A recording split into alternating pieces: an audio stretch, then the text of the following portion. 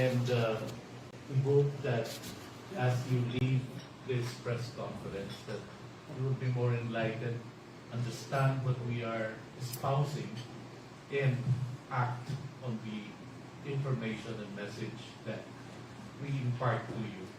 But before all, please rise so that let us sing the pambansang awit for the country we love and serve. Right hand over your chest, please. Bayang magiliw, sa silanganan, halab ng puso, sa bibig mo'y buhay, lupang hiniram, luyang ka ng mag-ibig, sa manlulupi, di ka pasisiil, sa lahat at bundok, sa simoy at sa langit mo'y bugaw, may dilat ng tula, tawid sa layang minamahal, ang kislat ng watawat mo'y tagumpay na nagniningning, ang bituin na tawag na kailan pa may di magdidilim, lupa ng araw ng walhati pagsinta, buhay langit sa piling mo. Ang hindi gaya dapat may mga api, ang mamatay ng dahil sa'yo. Please remain standing. Can I call His Almost Holiness Frank to deliver the invocation?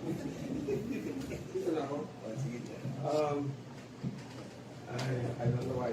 You know, I entered the seminary, but I was allowed to leave. But I remember the prayers, of course, because that's our part of our education. And at the same time, we're all here, united, with a cause that we've been espousing from the start. And I'd like to thank all of you for coming over, because maybe we are towards the quick-on na finale of our country. And mind you, this is our end Presscon, I think, and we have not been successful with the first. Because the coverage, they really didn't cover us that much. Only some people.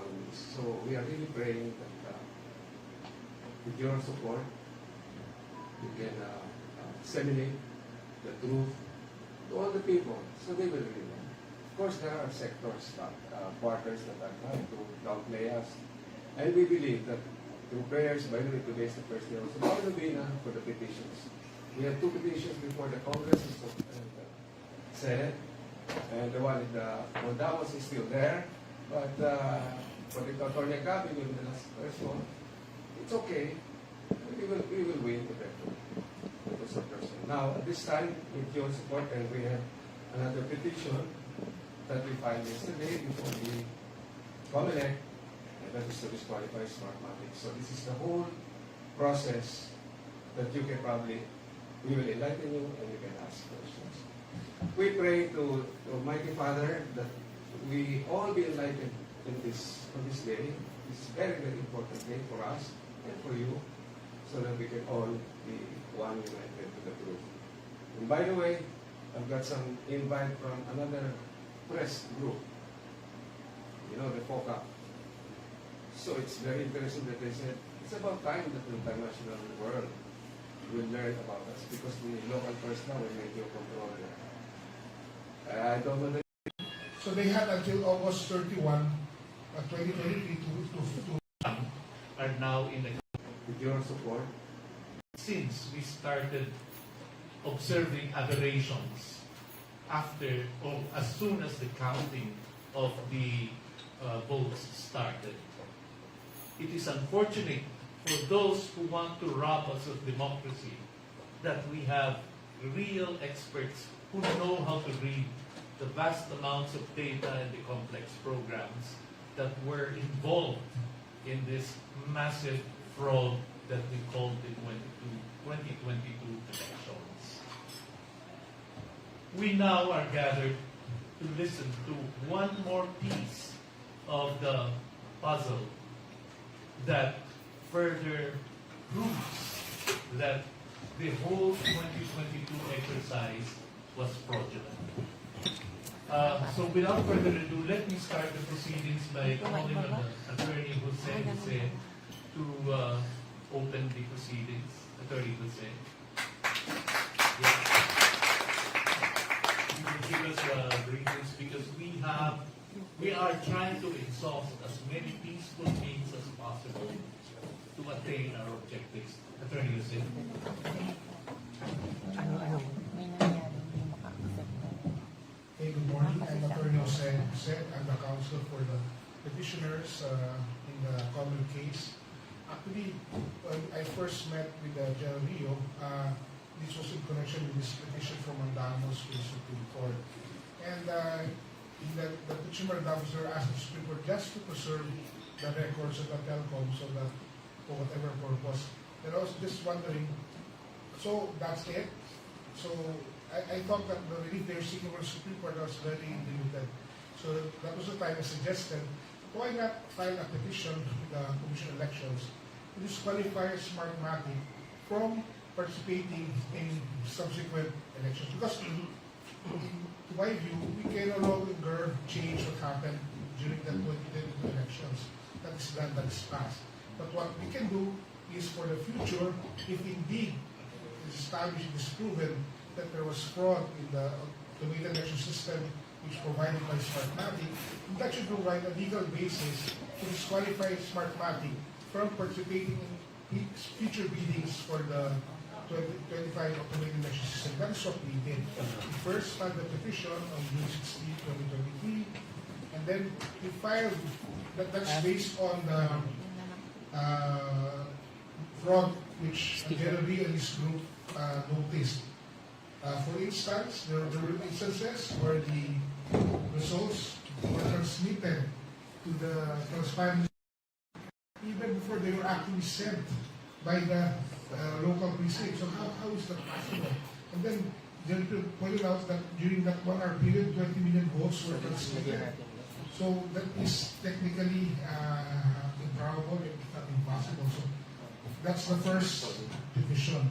Now the second, the first supplemental petition that was filed when General discovered that the results were transmitted from certain private IP addresses, which again, since I am not a technical guy, I actually, before talking with General Rio, I would not understand what all this technical means. But once I spoke with him, he explained simply and clearly what that meant. That one or limited IP address, private IP addresses were used to transmit the results. And that's one evidence again of fraud. So that was the second, and that was the first supplemental petition that was filed. And the COMELEC, acting on our petition and supplemental petition, ordered the law department to make a recommendation and report on this. And they had, the law department requested an extension, so they had until August 31, 2023 to submit the report. We are not aware whether they indeed has already submitted the report, but that's the latest update as far as the Commission election is concerned. And then yesterday, we filed a second supplemental petition, but this time we attached to that petition the affidavit of our former Congressman Glen, Chong, because in his affidavit, he pointed out that during the election period, the representatives of a presidential candidate met with Matic, which was a violation of the contract, because in the contract entered into by Matic in the Commission elections, there was a specific provision which prohibits Matic from communicating with any candidate party during the election period. And so we filed that second supplemental petition yesterday. This was accepted, this was received by the COMELEC yesterday. And so at present, those are the status of the petition. And thank you for your time.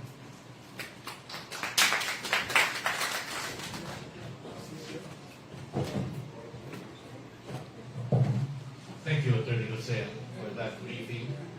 I suppose it's going to be germane for me to repeat what he said, that it is illegal and a violation of the terms of the contract between Comelec and Smartmatic for Smartmatic to be meeting with candidates during the period of the election campaign.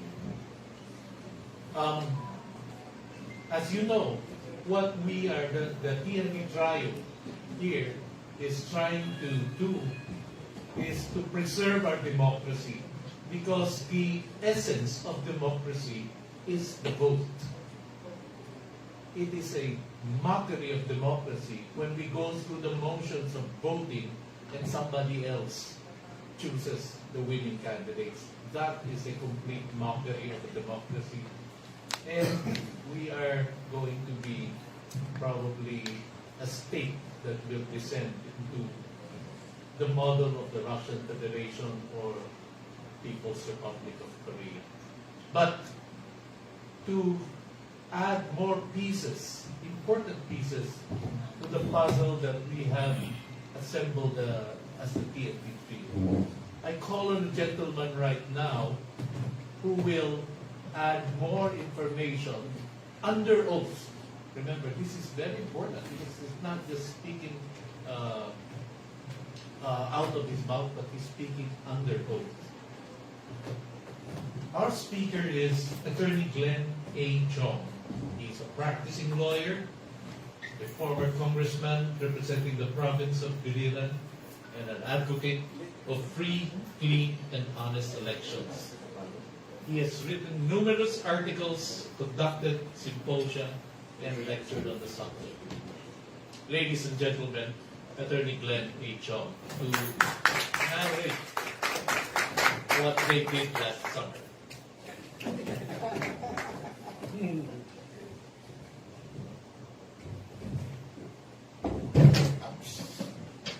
Thank you, sir. Magandang umaga po sa inyong lahat. Sa mga nanonood po sa atin sa social media, magandang araw po wherever you are in the world. Now, I have something very important to impart to our country, to each and everyone, every Filipino with our way of life, our democratic way of life. I have been fighting against Smartmatic for the last 13 years of my life without any expectation of reward or compensation or even a fleeting hope of victory, because si Smartmatic naman kontrolado nila lahat, the election and the political system. For as long as we have incumbents who are willing to betray our country and our people, we will always have this kind of election system. But dapat may manindigan sa atin. Somebody has to stand up. And I'm very fortunate to be with the trio and a lot of you guys out there na gusto manindigan sa ating bayan. Now, as I've said, I've been an advocate for clean and honest elections, credible elections since 2010. I first won as congressman in the last manual elections in 2007. Mano-mano kasi ang dayaan. Mano-mano din yung means to detect the cheating. Makikita mo eh. Kasi mano-mano yung dayaan. It's all in front of you. So, lahat ng poll watchers doon sa presinto, they can prevent the cheating for as long as they are alert enough and know what to do. Pero pagdating po sa automated elections, wala po tayong kalaban-laban.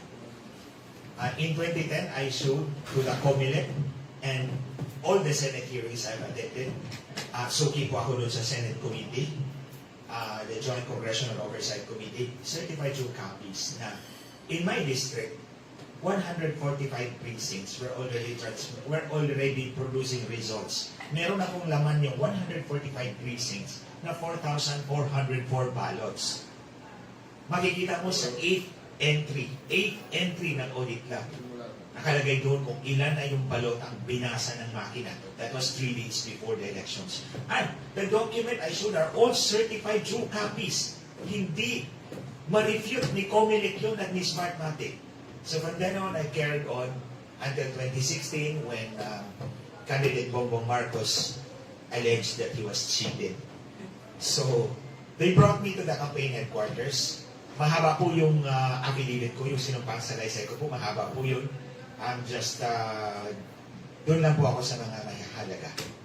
So, in short, ako yung pinala nila sa foreign and local media. Sa mga karap ko, BBC, CNN, yung sa US, MSNBC, na doon sila. So, in-explain ko yun. And then from then on, I got to work with them. Because it was also at the core of my advocacy. Ang hindi ko po tinitingnan ko sino ang biktima. Anong history ng biktima? For as long as I know that there was cheating, I will stand up for that. And I will fight. So, over the course of 6 years, I worked with them doon sa protesta po nila. And we're a group of 6, ang tawag nila sa amin, techies. We're just a group of 6 people. We have dinners usually doon sa bahay nila sa Nara Street sa Forbes Park. And one of my colleagues is here actually. 6 lang kaming select group of techies, tawag ni Lisa Marcos. So, we meet for discussions of strategies doon sa election protest niya. In-explain po namin kung anong ibig sabihin nito, ganyan, over dinner. And sometimes si Bongbong Marcos yung nagluluto. So it was very intimate. Sometimes we meet at the office of Lisa Marcos dito sa Forbes Park. Hanggang latest na doon sa Ori building. So,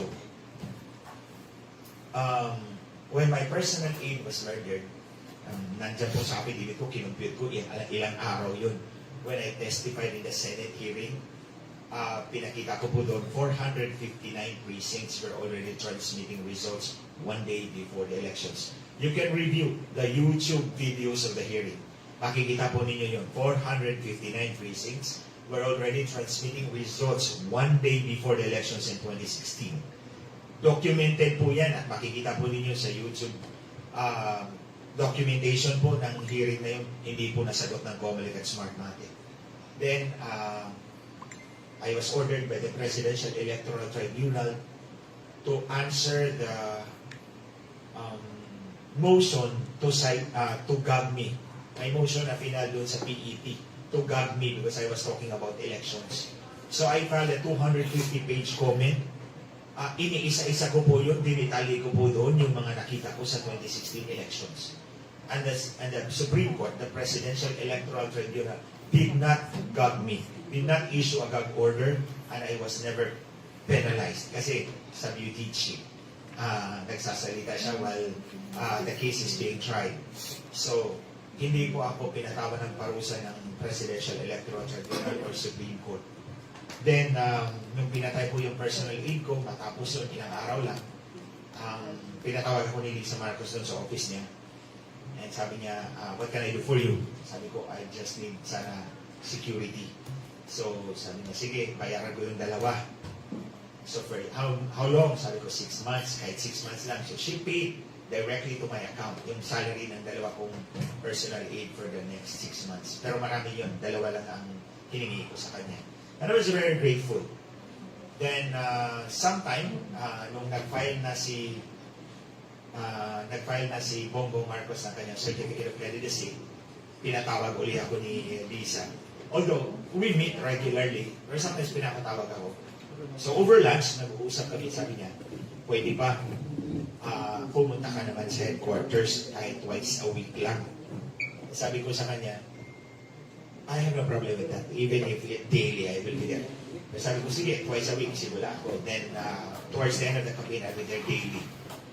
Sabi niya, how much would I have to pay you?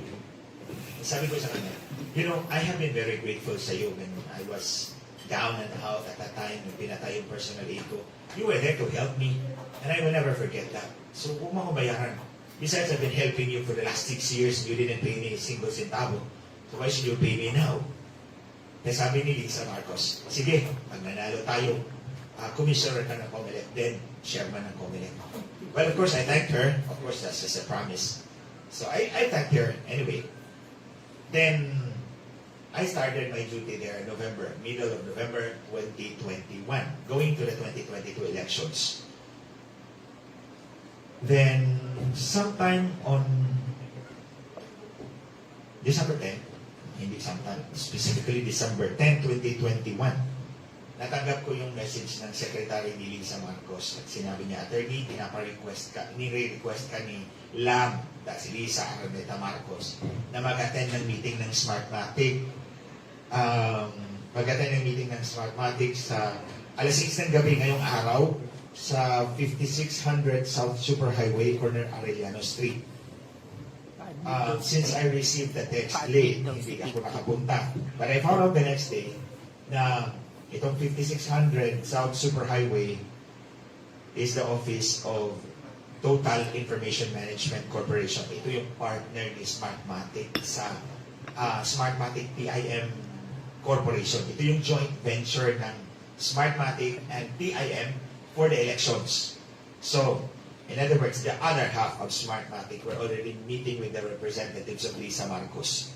And I was specifically requested to be there. Unfortunately, hindi ko natanggap on time, hindi ako nakapunta. But I found out later, the next day actually, doon sa unit namin. Ang unit po namin doon sa headquarters ni Bongbong Marcos is known as Vote Protection Unit or VPU. Ang office po namin ay nasa 6th floor kasi 7th floor si Bongbong Marcos eh. Si Bongbong Marcos nasa 7th floor, kami nasa 6th floor. Ito yung office, paglabas mo ng elevator, may isang room dyan, tapos may isang conference room, tapos kami. Tapos may isang office na maliit, tapos office ni Lisa Marcos. So nasa tabi lang namin si Lisa Marcos. Although the candidate and the top campaign officials are on the 7th floor, it's a restricted area. So, that's when I found out na the owners of Total Information Management Corporation, the partner of Smartmatic in the elections since 2010, were meeting with the representatives of Lisa Marcos. And take note, I was specifically requested to be there, which is different in the second one. I know what we did last summer. So, besides being present there, doon sa VPU, dito sa EDSA, na headquarters dito sa Mandaluyong, yung tapat ng Pioneer. Yan yung headquarters nila, yung campaign headquarters. I was there. So, I also went out around other provinces to campaign for Marcos.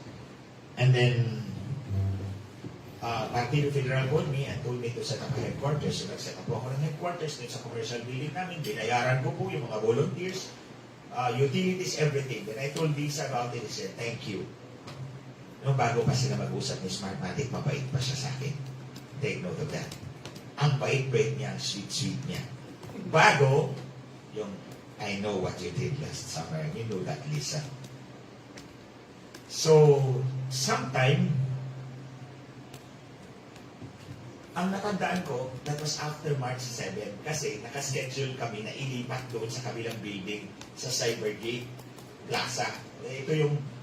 Ito yung headquarters ni Bongbong Marcos, ito yung Cybergate, ito yung EDSA sa gitna. So, nilipat kami dito sa 10th floor. The entire 10th floor, kinuha yun, nilipat kami doon, yung Vote Protection Unit. So, it was scheduled March 7. Pero hindi natuloy yun. So, yun yung pumatak sa isipan ko, sometime after March 7, but before March 21. So, these are very important dates. It was after March 7, but before March 21. Kasi yung March 21, yun yung nalipat na talaga kami doon sa Cybergate. Yung 7 was the scheduled transfer. Hindi na tuloy yun. 21, scheduled transfer na tuloy na yun. So, the meeting was in between. Nakaschedule ako ng meeting kay Lisa Marcos one-on-one. Pagdating ko sa VPO that afternoon, nandoon si Ivan Uy, yung secretary ngayon ng DICT, Department of Information and Communications Technology, at si Hubert Guevara, Senior Deputy Executive Secretary. Ang alam ko, ako lang ang gamitin ni Lisa that afternoon. It's a one-on-one meeting, nakaschedule ako. So, lumabas yung secretary at sinabi, Atty. Glen, ikaw na. Itong dalawa, tingin ko, makikimarites ko ano yung topic ko doon.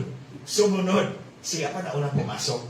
Silang naunang pumasok. So, here we go. There was a conference table here. Lisa Marcos was standing there. Umupo si Ivan doon sa dulo, kaharap siya. I graphically described it in my affidavit. So dito si Lisa Marcos, nandoon si Ivan, umupo siya doon sa dulo, kaharap si Lisa. Tapos si Hubert dyan, umupo sa gitna, halos directly across. Sila kasi, ako nakaschedule ng meeting, sila pa nauna na upo eh. So, Because they already occupied the two, eh dito ako umupo sa gilid. Far from Lisa. Then, humarap si Lisa Marcos sa kanila at sinabi, guys, I have a meeting with the owners of Smart Matic. I'll just quote the guys, I have a meeting with the owners of Smart Matic. I need 2 technical guys to come with me. Tapos bigla siyang umikot at humarap sa akin at tinuro pa ako. But not you, because they hate you so much. But not you, because they hate you so much. That was the... I was taken aback. Then, ang pumasok sa isipan ko, ibang usapan to. Kailangan mo ng 2 technical guys to be with you with the owners of Smart Matic. Ito yung 2. That I cannot be. Remember the first meeting with Smart Matic TIM, yung TIM component? I was specifically requested by Lisa Marcos to be there. But in this second meeting, she was emphatically excluding me, but not you, because they hate you so much. So alam ko na kung anong pag-uusapan. Ibibenta ako nito sa Smart Matic. That was what was on my mind. Ibibenta ako nito. So from then on, lumipat kami sa Volt Protection Unit doon sa Cybergate. I worked there. And some of my colleagues are here to support. And probably, I know, wala kaming ginawang masama. They invested millions of pesos and thousands of man-hours setting up that system to quickly count the votes for Bongbong Marcos and Sara Duterte to prevent cheating or identify areas of cheating in case it happens. But on the day of the election, it spectacularly failed as if on purpose. Hindi siya gumana. Walang nagpadala, halos walang nagpadala ng resulta. Para 9 o'clock in the evening, they were already celebrating. I stayed until 3 o'clock in the morning ng araw. The day after the election, I stayed there. But I already knew binenta na ako kay Smart Matic. So, I didn't go back to Cybergate ever again. I didn't go back to the headquarters again. And I didn't contact Marcos or Lisa or Bongbong. Hindi na po ako nag-text sa kanila except to congratulate them. Hindi na ako pumunta sa kanila except that congratulation. And I never applied for any position. I will be very clear about this. Hindi ako nag-apply ng posisyon sa Administrasyon Marcos dahil alam ko na binenta ko kay Smart Matic ng mag-asawang ito. Until June 5, tumawag si Hubert Guevara at sinabi niya, kunin mo na yung sa Comelec. May 3 bakante. So I told him, pinapa-apply mo ako? Sabi niya, sige, mag-apply ka na. Ito yung requirements. So June 8, nag-file po ako ng application. Sumulat po ako, including my CV, yun ang ni-require nila. And it was never acknowledged. So, after a week, tinawagan ko si Hubert, sinabi ko, hindi naman in-acknowledge Pina-apply mo pa ako. Sabi niya, sige, wait. 3 days later, I think that was June, I think that was June 21 or June 20, in-acknowledge yung application letter ko. Then, in-appoint nila iba noong July, August, and September. I never complained. Kahit halugugin mo pa yung text ko sa iyo, Lisa Marcos, or Bongbong Marcos, I never text you anyway. Or yung mga minions ninyo, I never complained. Tinanggap ko na binenta niyo ako sa Smart Matic in exchange for your victory or for your son's victory. Tapos, in October, tinawagan ako ni Hubert Guevara at nakapag-set po siya ng dinner sa Wolfgang Steakhouse dyan sa podium. Gabi yun.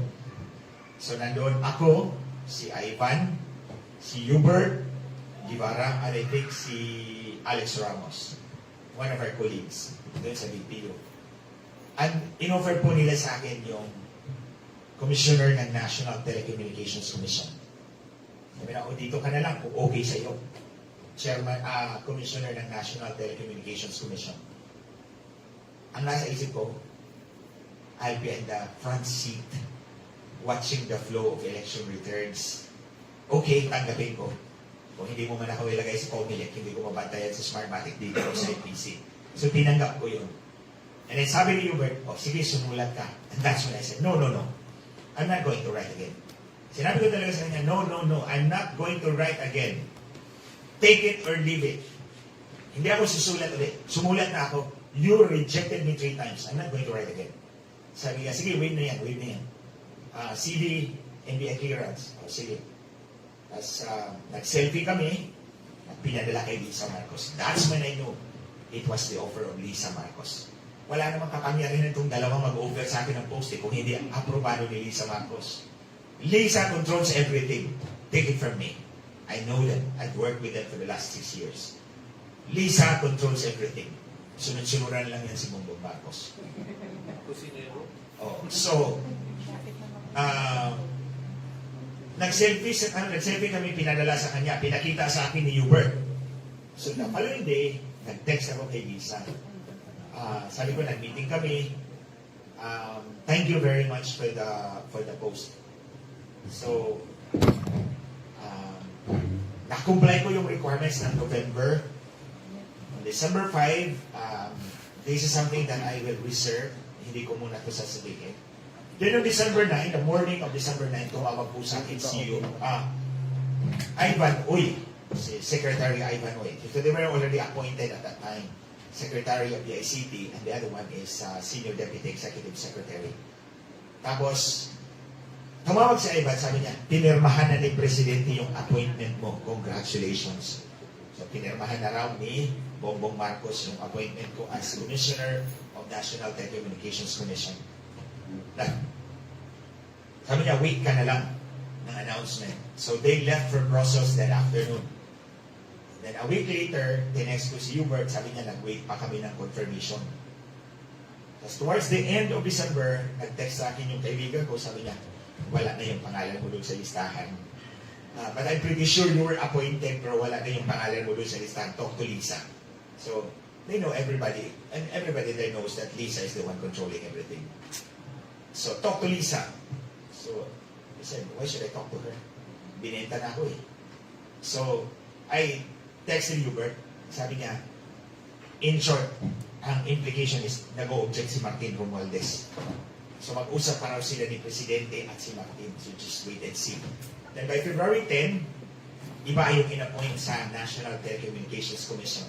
So tinext ko si Ivan at si Hubert. Sabi ko, kahit pa ng konting advance notice, you didn't give me the courtesy considering na pang-apat na itong ni-reject niyo ako. And remember, I did not initiate the application. You offered it to me. You told me to file. You told me to apply. And I followed only what you said. And then ito yung ginawa niyo sa akin. So, ang sabi ni Hubert, don't worry, principal instructed. Principal meaning si Bongbong Marcos has instructed me to file another post for you. Ang sabi niya, I'm just waiting. Ipapakulit ko pa yung lahat ng bakanting posisyon para pagpipilian mo. Sabi niya, I'll meet you the next week. So I told him, I'll meet you to disengage. I lay my terms of engagement clearly para wala tayong ambiguity. Anong isasabihin ko sa publiko? Ano yung holdback ko? Anong red line ko? So when we met, sabi niya dito sa Malacanang, sabi ko, no, I'm not going there. Dito tayo sa Emilia sa labas. I'm not going to set foot in the palace because I'm not going to beg for any position. I'm there to stand up for my country. So nung nagkita kami, sabi ko sa kanya, ito lalabas ko to. Because the people have the right to know. Everybody should know na si Lisa Marcos talk to Smart Matic. By the way, may research ko po yun. Nung sinabi po ni Lisa na I'm going to have a meeting with the owners of Smartmatic. I need 2 technical guys with me, but not you, because they hate you so much. That was between March 7 and March 21. I found out from the Bureau of Immigration na dumating dito ang isang Piñate Martinez Roger Alejandro. Dumating sa Pilipinas, from my source at the Bureau of Immigration, dumating dito ang isang nagngangalang Piñate Martinez Roger Alejandro. He was born on 22 April 1975 at Venezuelan citizen. He arrived in the Philippines on March 17. So sabi ko, ang meeting namin ni Lisa Marcos na sinabi niya na fuck not you because they hate you so much was between March 7 and March 21. Dumating dito in between that date si Roger Peñate Alejandro Martinez. Dumating siya ng 8 March 2022, umalis ng bansa 5 April 2022.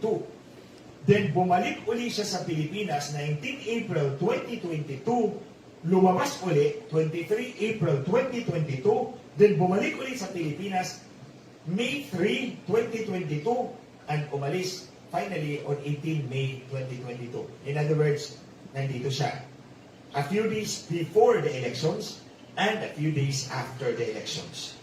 And also within that date na sinabi ko, March 7 to March 21, between that date ang meeting namin ni Lisa Marcos na sinabi niya na magkikita sila ng may-ari ng Smart Matic. Dumating nga rito si Roger Alejandro Peñate Martinez, March 17, May 2022. Now, sino ba si Roger Alejandro Peñate Martinez? Chinek ko po siya sa Company's House. Yung Company's House, para siyang SEC ng United Kingdom of Great Britain and Northern Ireland. Siya yung SEC ng Great Britain. Company's House show, the records of Company's House show na si Roger Alejandro Peñate Martinez, born in April 1975, so tumba po siya doon sa database ng immigration natin, Bureau of Immigration. Born in April 1975, also Venezuelan citizen, is an active director of SGO Corporation Limited with company number 074-77910 at nakalagay 88 Baker Street, London. The same register shows that ang previous name ni SGO Corporation Limited is Smart Matic Limited. So, in other words, makonek muna. Si Roger Alejandro Peñate Martinez, active director ng SGO Corporation Limited, previously Smartmatic Limited. Then, chinek ko rin po yung LinkedIn website. It's a business and employment focused platform, social media platform. Nandoon din po yung entry ng isang nangangalan Roger Peñate. Si Roger Peñate, sabi niya, he's the president of Smartmatic. He obtained his education at the Universidad de Bolivar, Universidad Simon Bolivar in Venezuela. So Venezuelan siya. And it shows that he spent the last 23 years working for Smartmatic since 2010. At 2000. Then nakalagay po sa kanyang profile, sinabi niya, about 20 years ago, I used my degree in electronic engineering to help me write the source code for the first voting machine for a company called Smartmatic that I had co-founded.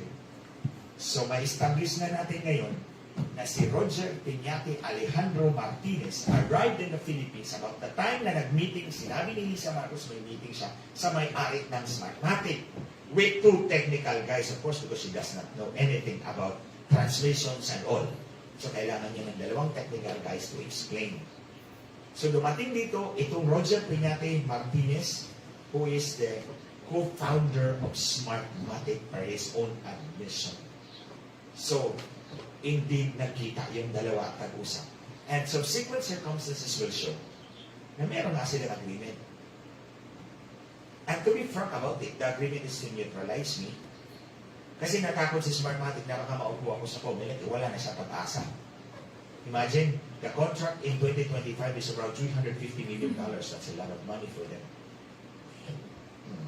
So, after that, nung sinabi ko kay Hubert na hindi, kakalas na ako sa inyo. So, nag-meeting kami. He was trying to show na meron siyang listahan but he didn't pick at the list. Hindi ko na tinignan yung listahan. And sabi ko, I don't want to beg for crumbs. Tira-tira na lang yan. Sa inyo na yan. I'm not interested. So, sabi ko, so I laid down my terms. So, itong sinasabi ko ngayon, I promise them, this will come out. Ilalabas ko ito sa publiko para malaman ng taong bayan na na nag-usap kayo ng Smart Matic. And kung ano man yung resulta nakita nila General Rayo, ni Frank Isaac at Gas Lagman, yun na yun. Yun na yung resulta ng pinag-uusapan nila with two technical guys to my emphatic exclusion. So remember, nung unang meeting, pinapunta ako on instruction of Lisa Marcos. The second one, no, you cannot be because they hate you so much. So nung sinabi ko na ayoko nang tumanggap, nag-meeting ulit kami noon, pangalawa.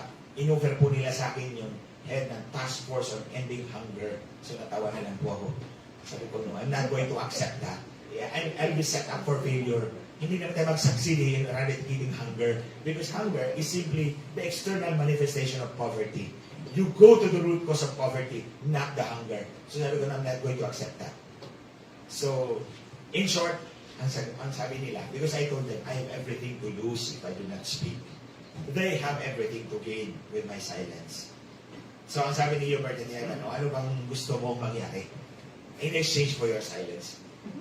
So, alam ko na kung anong hihingin ko. Sabi ko, okay, if Bongbong Marcos, kung ilaglag ni Bongbong Marcos publicly sa Smart Matic, at susunod si Comelec to disqualify it, blacklist it in such a way, it cannot join the 2025 and elections and beyond, quits na tayo.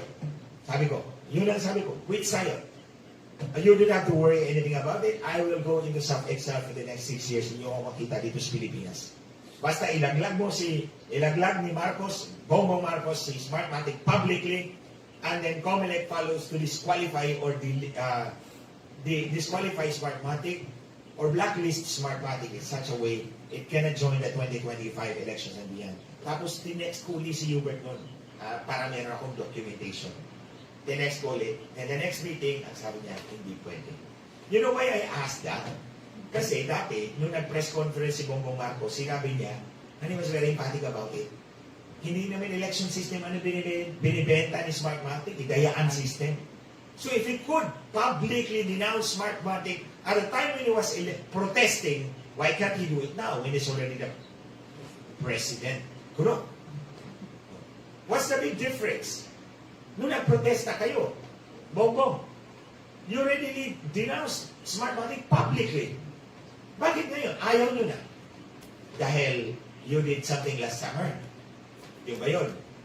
So kaya nga, yun ang hiningi ko eh. Yun ang hiningi ko. Because alam kong, hindi niya maibibigay. Because the circumstances shows na may agreement sila ni Smart Matic. So yun ang hiningi ko. Ano nakita kami, sabi ng dalawa, no, it cannot be done. So sabi na, sige, kami na lang. We will work behind the scenes to disqualify Smart Matic. Nasa isip ko naman, gagaguhin nyo na naman ako. Eh, kayo nga yung dalawang technical guys doon sa meeting ni Smart Matic eh. Pinaglalaroan niyo pa ako ngayon. Tapos ito, gagaguhin nyo na naman ako. Sabi ko, no, it cannot be. Yan lang. I will not allow you to dilute it or diminish the power of my option number 1. So, in short, hindi yun. Ayaw nila. So, alam ko na. Deep in my heart, I know. Alam niyo bakit binawi nila yung sa NTC? Kasi na-realize nila, mali tayo, in-over natin kay Glen yung NTC. Ang NTC is a government agency that regulates, controls, and supervises all telecommunication facilities and services in the country. Tingnan po ninyo yung ano ng NTC. Control, adjudication, supervision, and administration of all telecommunication facilities and services in the country. Eh kung ako po yung head ng NTC, kita-kita ko, kaya ako tinanggap eh. In the first place, tinanggap ko yung NTC dahil alam ko, I will be in the pilot seat, kita-kita ko yung electronic transmission. Kung totoo, may electronic transmission sa 2025 elections and beyond. Then siguro nag-object si Smart Matic, binawi. Binawi nila. And then, bigyan na lang ako ng ibang candy. I'm smarter than that.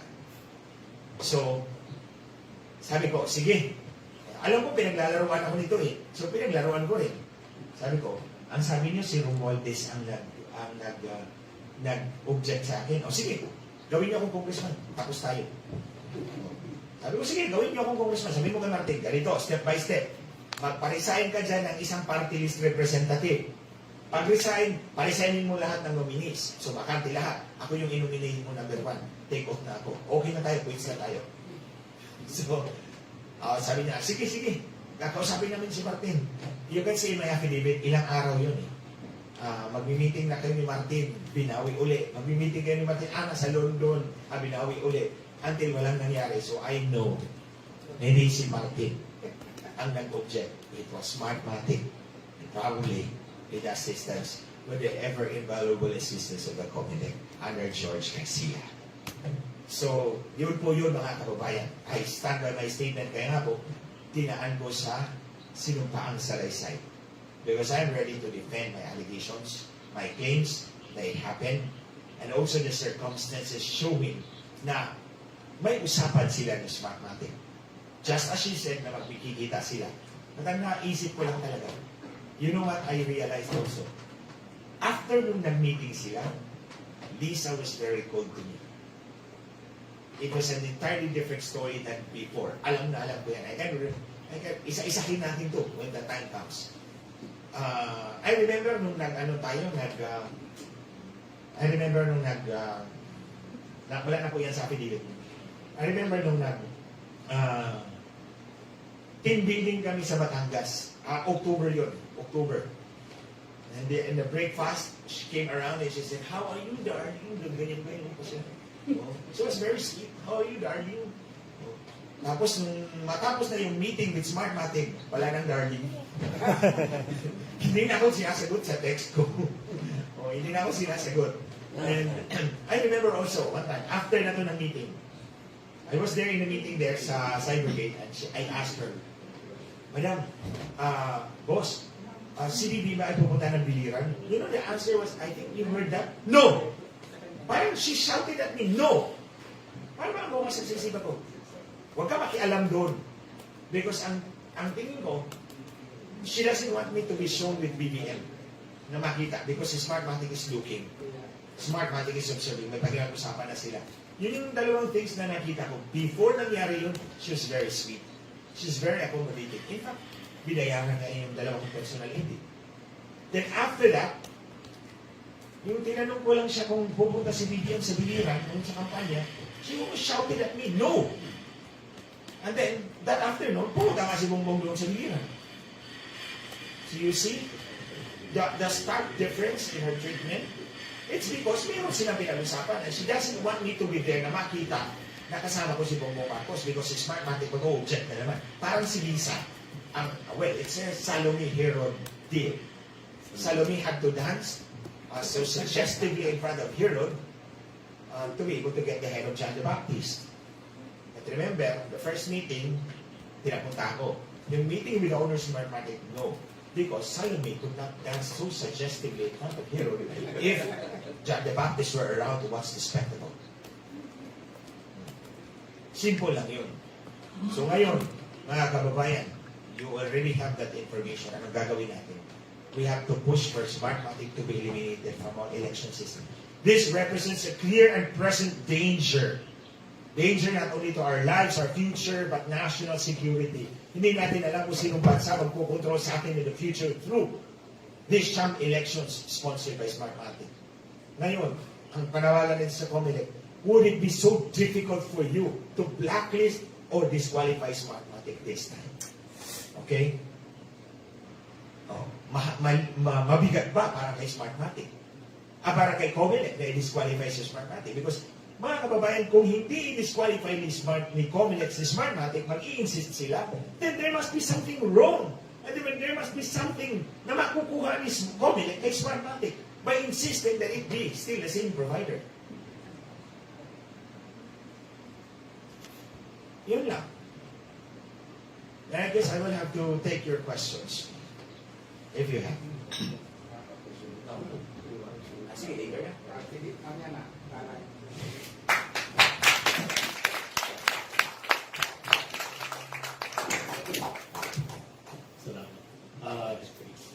We have organized this press conference in such a manner that we have Atty. Chong saying what they did, and now we have General Rio who will demonstrate how they did it, and then finally we will have Gas Lagmag to explain what to do Okay, so without further ado, may I call on General Visario.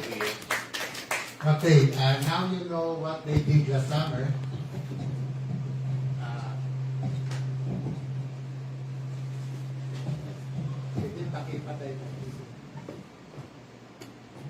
Okay, now that you know what they did last summer, I'm going to show you how they did it. No?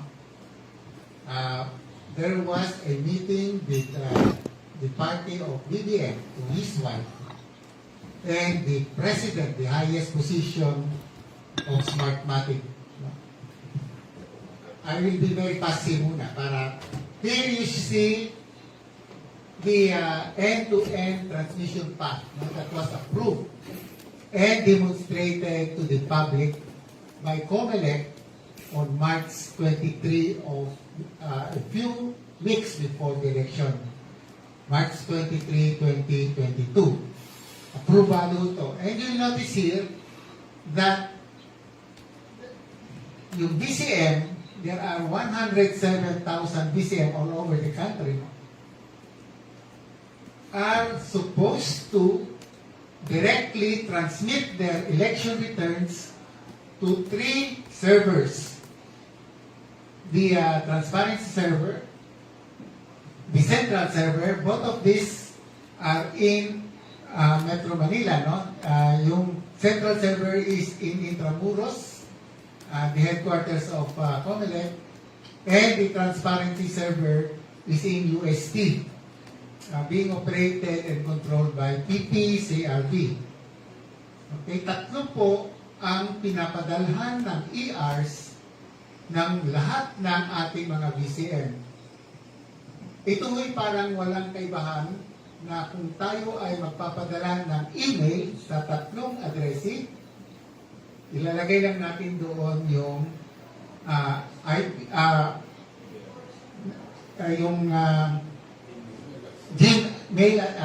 email address no. Pero ito IP address ang tawag, no?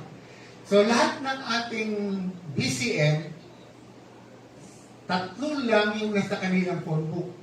Di ba tayo, marami tayong contact sa phone book natin. Lahat ng BCM, tatlo lang. Isa yung address ng transfer server, isa yung central server, both in Metro Manila, and isa yung municipal server, yung munisipyo na nandoon yung BCM. So ito dapat, no? Ito yung, pero anong ginawa nila last summer? Ito po, nagkaroon ng private network. Pati ng FREL, wala akong nakakalam ito. When this was demonstrated to the public, to the stakeholders last March of 2022, a few weeks before election. So ito ang napag-usapan nila na summer. Itong private network na ito, sinalo lahat yung transmission ng BCM at siya ang nagpadala sa transparent server at sa central server. So, para siyang man in the middle, no? In other words, usually, kung mag-send tayo ng email, diretso dun sa addressee. Pero in the case of the 2022 election, mayroong sumalo lahat ng ating email at siya ang nagpadala. No? And what is the significance of that? Ang private network ay gawa ng Smartmatic. No? At may mga devices doon na yung kanilang IP address ang nagpadala diretso sa servers. No?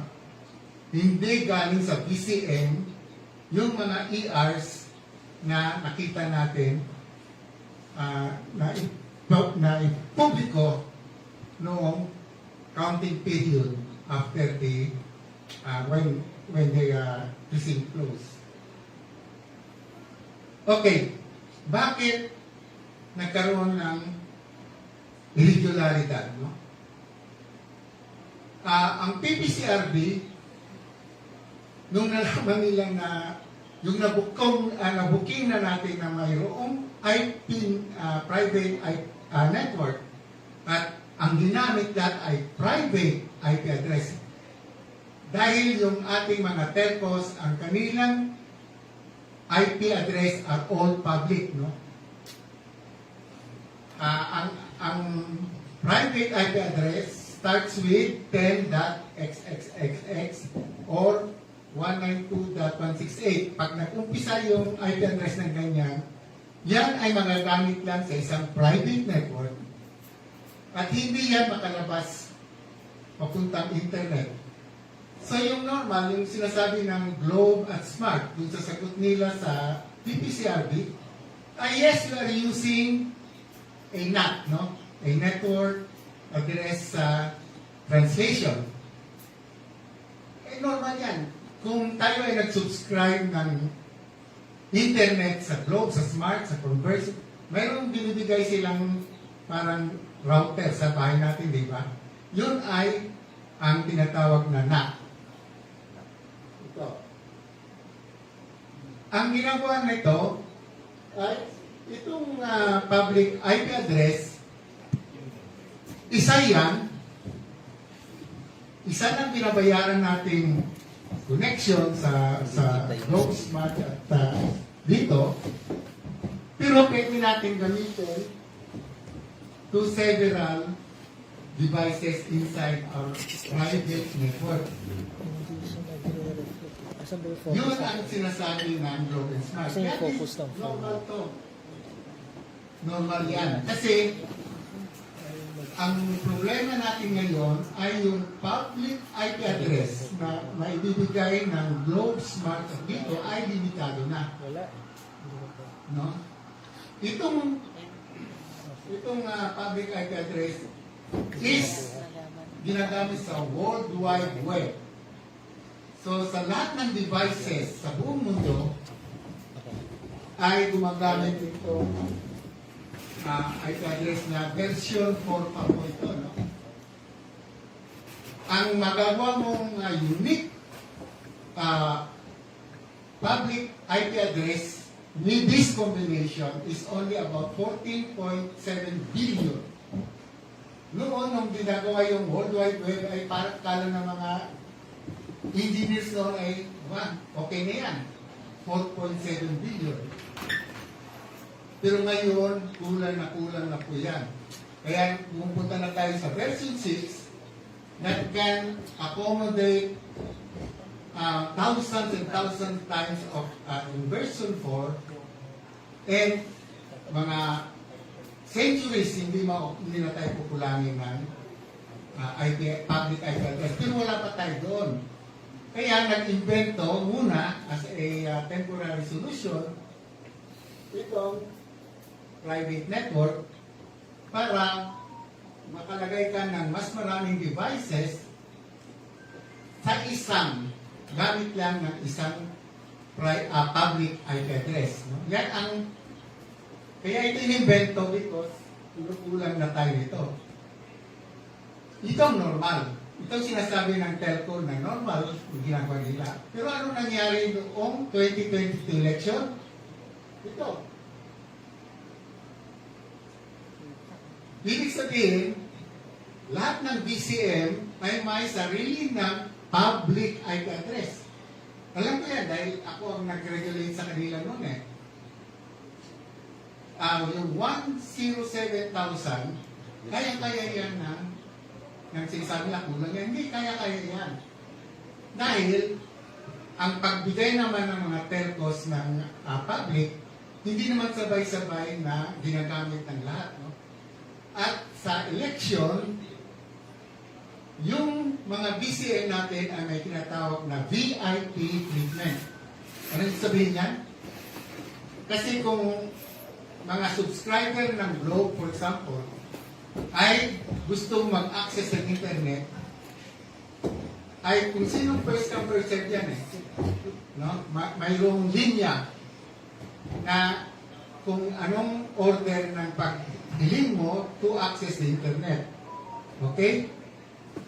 Pero kung kahit na nasa 1,000 ka na sa linya, mabilis lang yun. Mga siguro 1 second, 2 seconds lang yun, bago ikaw na.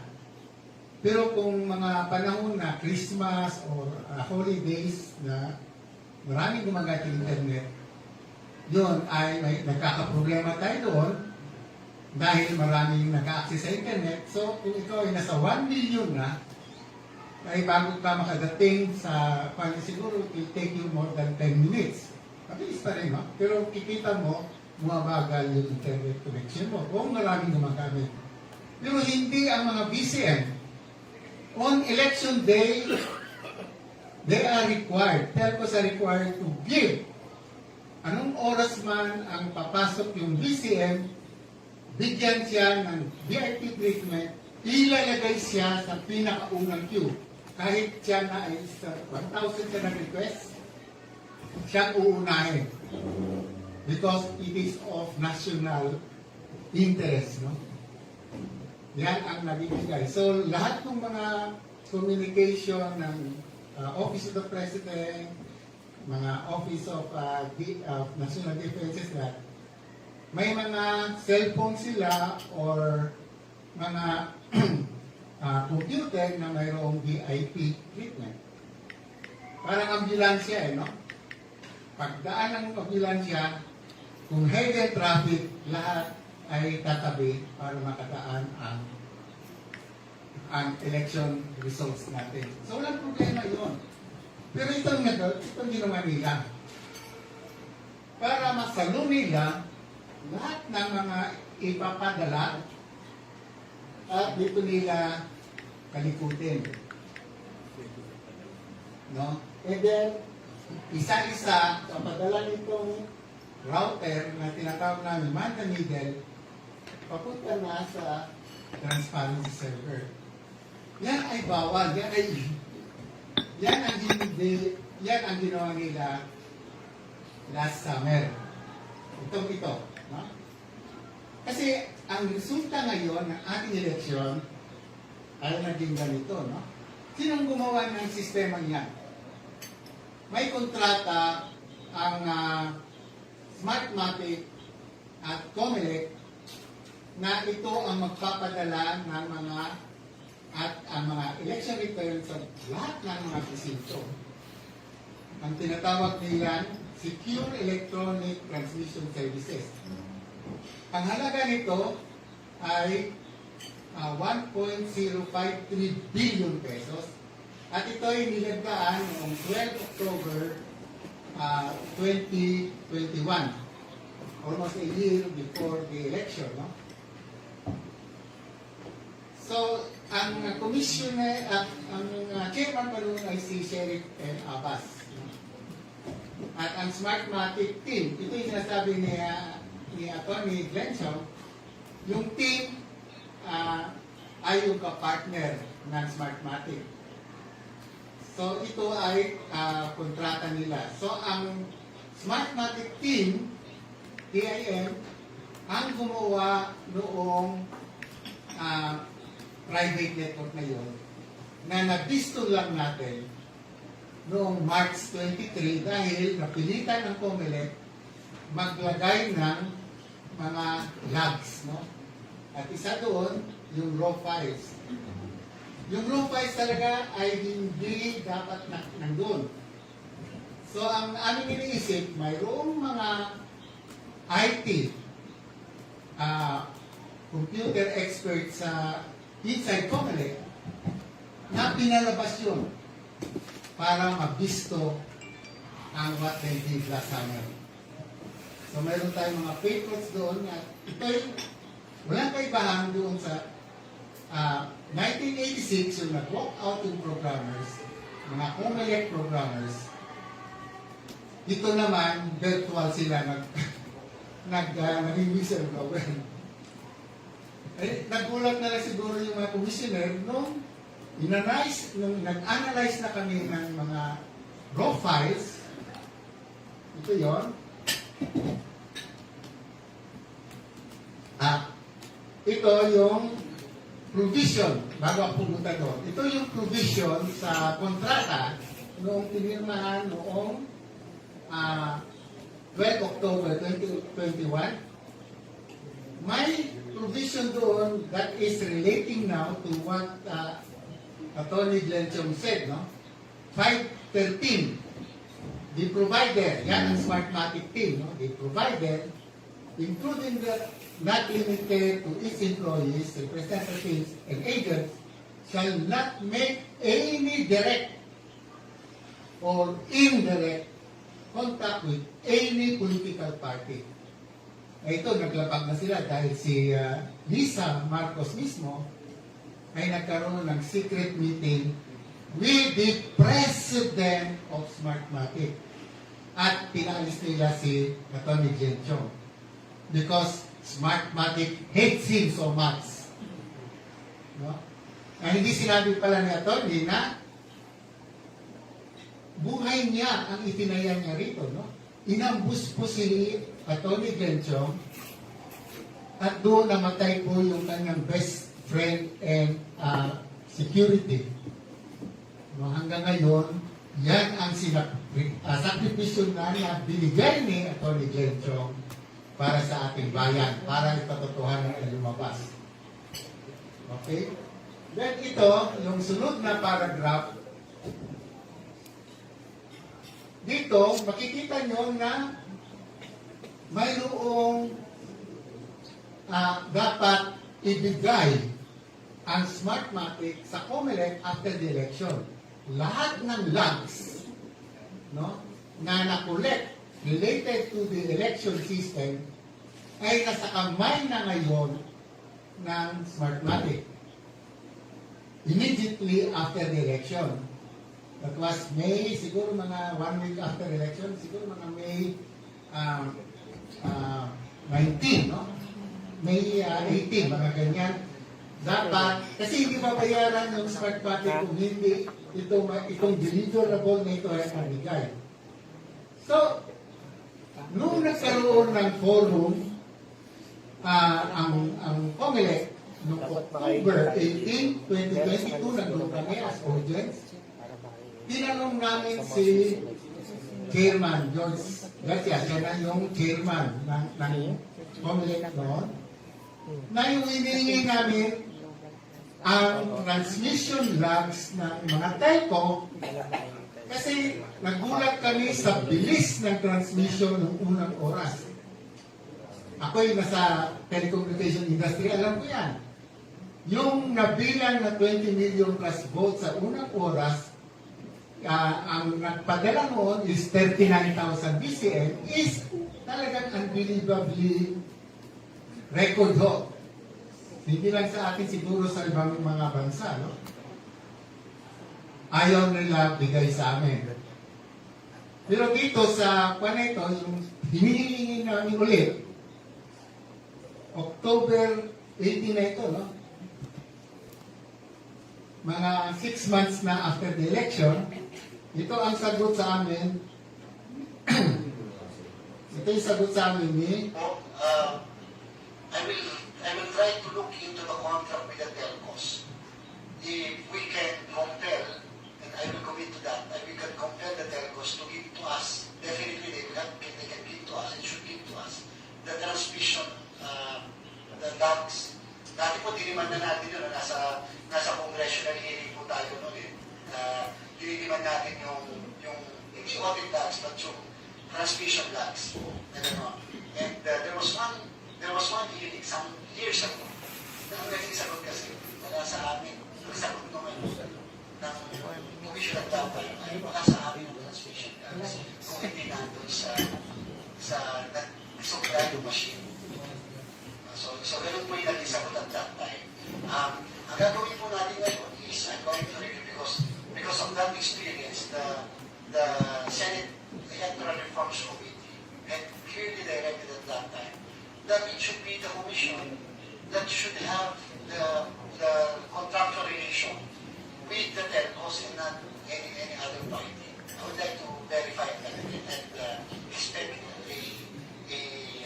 an update on that in the next few days more because I'm going to find out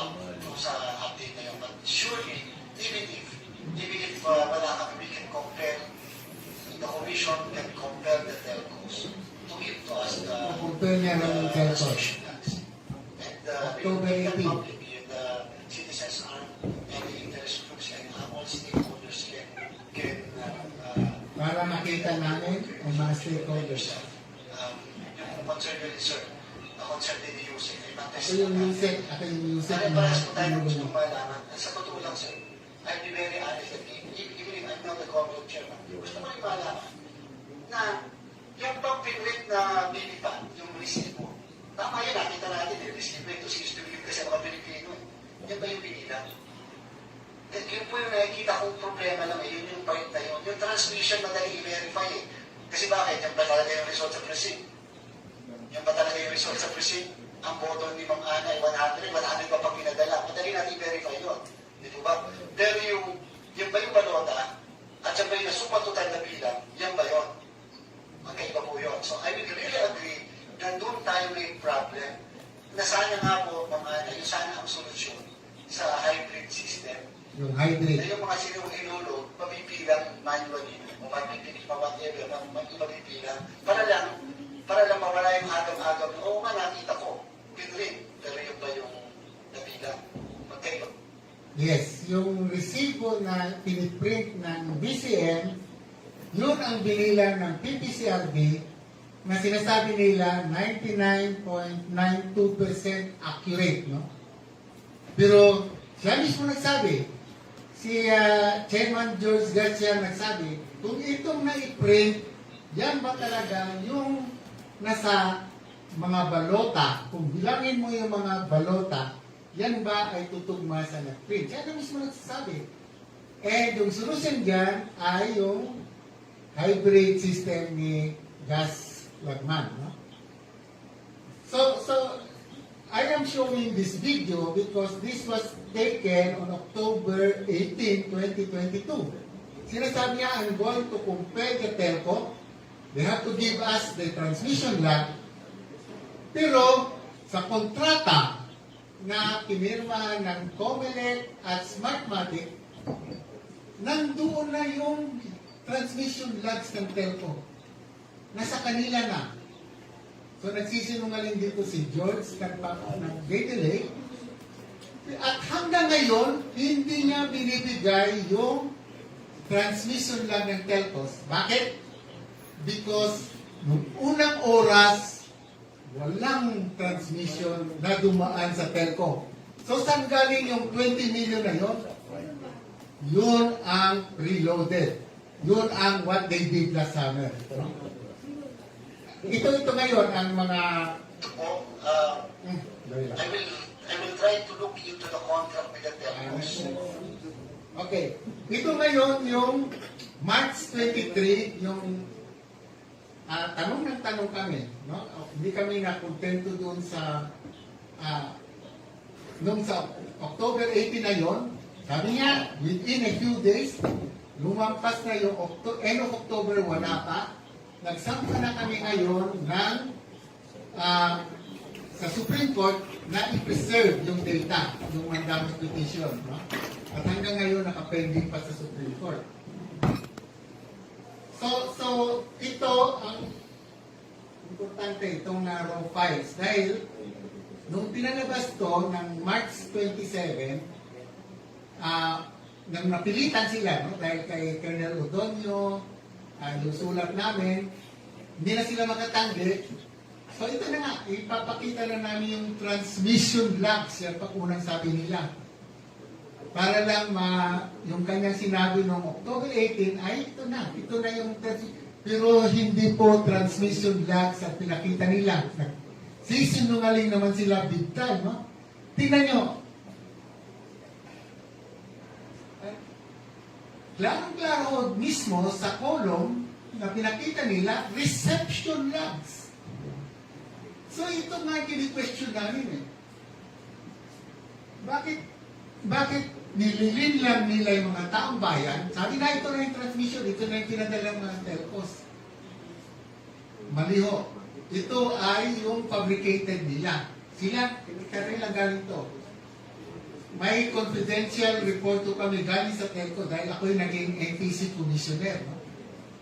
So may mga kaibigan ako sa telco, sabi nila, sir, between 7 and 8, halos walang pinadala. Kaya wala silang mapapakitang telco transmission lang dahil walang transmission ang telco between 7 and 8. So, ito ngayon ang resulta, no? Sa bisa ko na ngayon sa Cavite, province of Cavite, there are 3,371 precincts in Cavite, province of Cavite. Akalain nyo yung lahat yan ay DCM, no? But you can see here that 3,219 DCM in Cavite or 95.5% ng lahat ng nire-report ng ER sa Cavite came from one IP address. Anong ibig sabihin yan? Tayo, may kanya-kanyang cellphone numbers, di ba? Walang tayong, sa buong Pilipinas, walang dalawang subscriber na parehong-pareho yung cellphone number. Kung ako'y nakatanggap na is galing ng 3,000 na messages na galing sa isang cellphone number at nagsasabi, ako ay from Abra, ako ay from Cavite, ay galing sa Cavite, ako ay sa barangay nito, barangay nito, barangay nito, barangay nito ng Cavite. Alam ko, na nagpadala sa akin isa lang na cellphone number. Isang cellphone na nagpadala sa akin. Dahil, ito lang nakuha eh. Yun pa. So, ano yung sabihin yan? Yung 3,219 sinalumo na nitong cellphone na mayroong IP address na ganyan bago ipinadala sa transparent server. So, bakit may nagsalo? At doon ay pwedeng may nangyari, no? At yun ang ginawa nila last summer. Ito naman galing sa Batangas. Ganun din. Ito yung eksakto ha, these are the exact figures in Batangas. There are 2,858 precincts in the province of Batangas. 2,316 ay ang nagpadala again, parang-pareho doon sa IP address nung nagpadala sa Cavite. No? 192.168.0.2. Pero hindi yan ang pinakamalala sa lahat.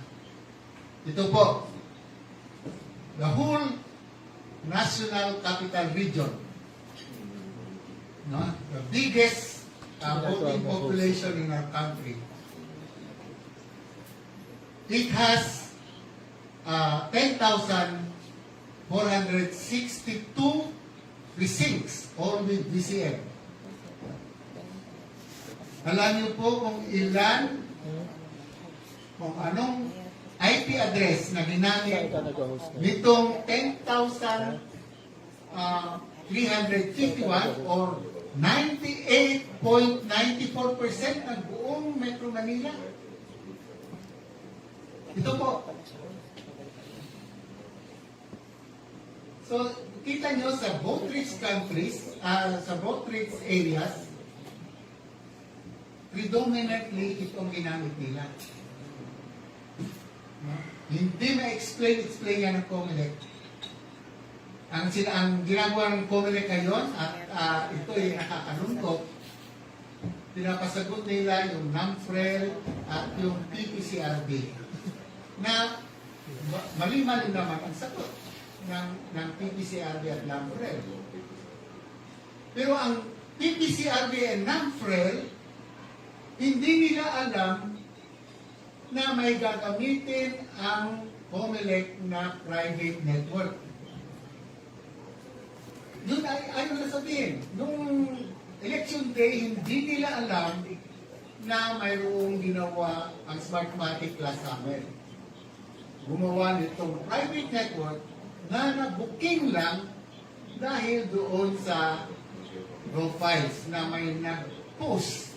Napalagay natin isang IT expert sa loob ng COMELEC para malaman lang ng publiko na may dayaan. Ito yung mga more evidence. No? So ito, for example, galing sa Batangas. Receipt ID 100,715.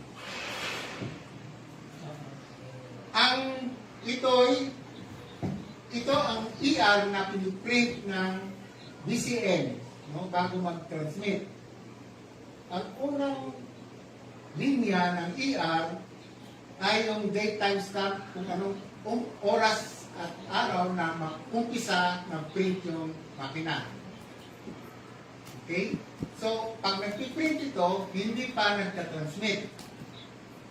Ito ay nakuha namin sa party ni VP Lenny, who is entitled to one of the 8 copies na dapat i-print bago mag-transmit.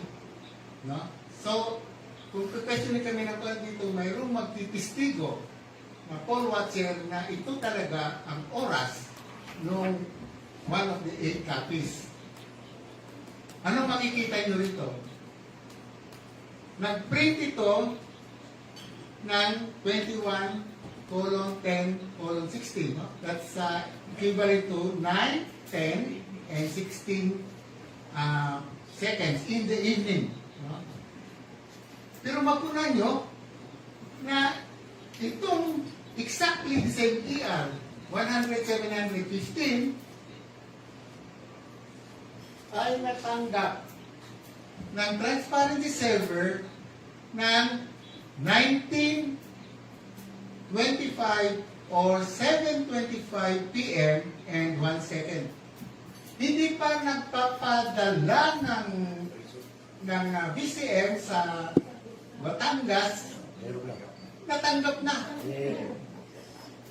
Natanggap na. May sagot nung aming kilanto, may sagot ang COMELEC. Dahil daw, hindi synchronize yung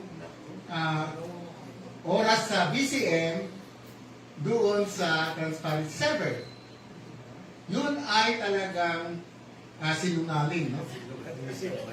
Kasi mayroon final test and sealing bago bago ng eleksyon. Para i-test lahat to. At ngayon, hindi na problema yung synchronize. Tingnan nyo po yung inyong mga cellphone ngayon. Anong oras? 11:03. Oh, kayo ba ay nag-synchronize ng sarili nyo? Hindi na kailangan tayo mag-synchronize. This is exact to the 100th of a second. So, ano sinasabi ng COMELEC na hindi synchronize? Nagsisinungaling sila. Ito ng prebo, yung ating mga cellphone ngayon, no? Ay synchronize na. Ngayon may sinasabi sila, siguro binali ng no? Pero hindi talaga. Ang tinatago nila ay what they did last summer. No? Kaya, bilisan ko lang. Lahat ito ay magpapakita na ito isang oras, 17 minutes, ay natanggap na ng transparency server. No? Kaya tingnan nyo yung IP address nitong BCN nito. Ito po.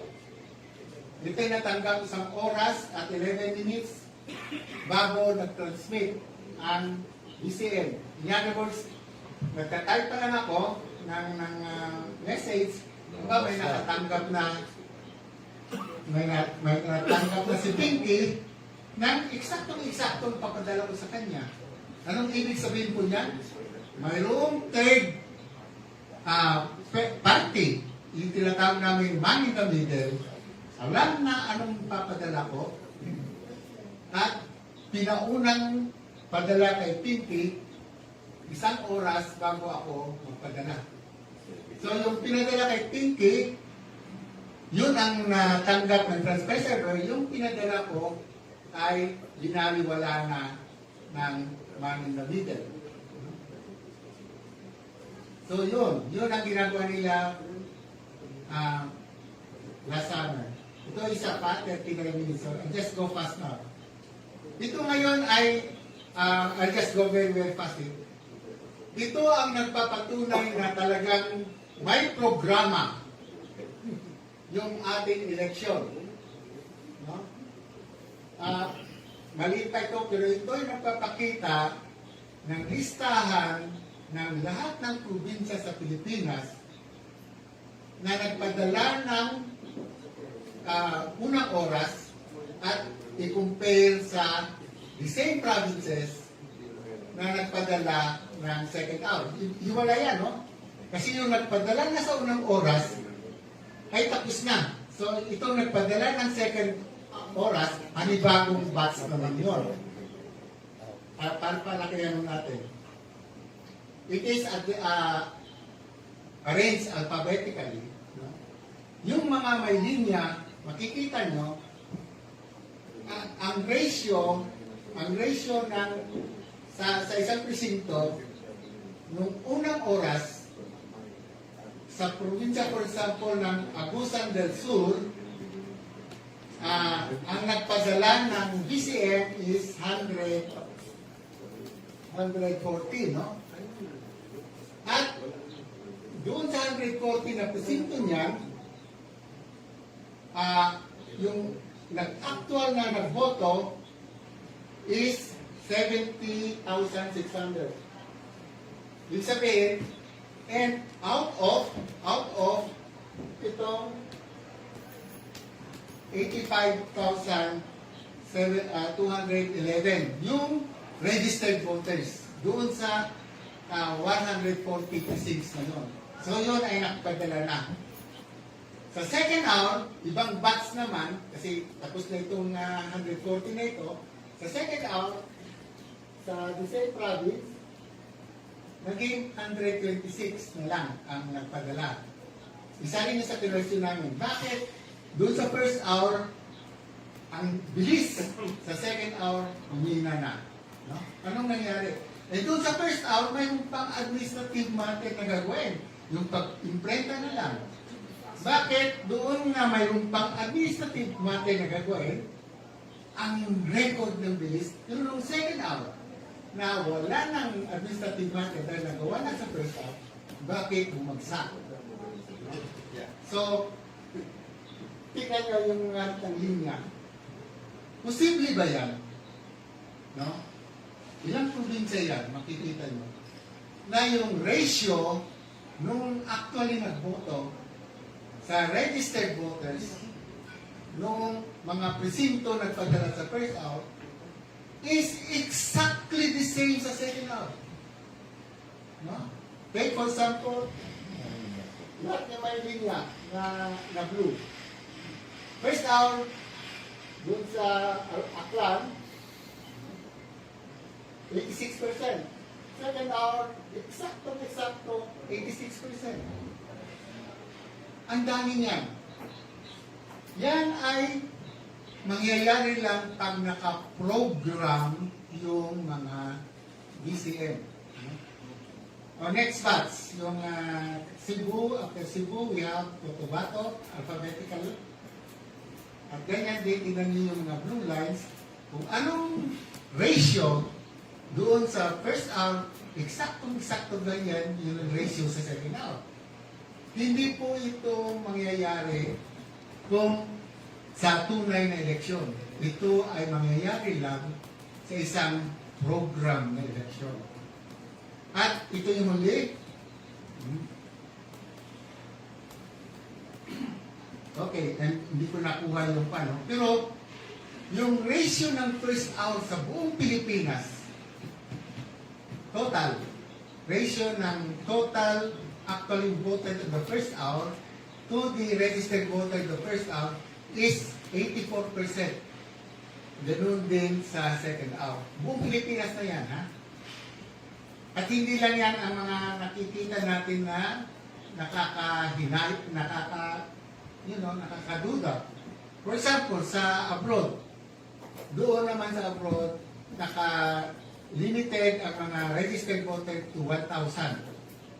Akalain mo, there are about 311 na eksaktong 1,000 ang nagboto sa registered voters. Ibig sabihin, walang absent. Walang absent isa. Hindi nangyari yan. I mean, posible mangyari yan kung hindi yan dinoktor. No? Ito yung second batch. Nabilisan ko na ngayon. Pero ito pang mas nakakaduda. No? Abroad din.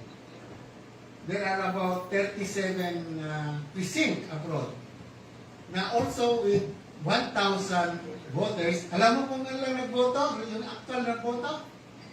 999.